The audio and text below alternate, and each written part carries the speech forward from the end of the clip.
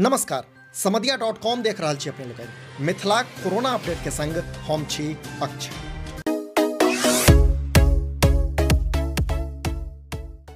मिथिला सहित बिहार में कोरोना तांडव थमबाक नाम नहीं ल रहल अछि। कोरोना संकट महामारी के बीच एक दुखद खबर सोझा आयल अछि जे मिथिला प्रक्षेत्र में कोरोना से पहिल मौत भेल अछि और एहि के संग बिहार में कोरोना से मरय वाला संख्या 4 पर पहुंच गेल अछि। उक्त जानकारी बिहार स्वास्थ्य विभाग के सचिव संजय कुमार अपन ट्विटर हैंडल पर ट्वीट करैत देलनि अछि।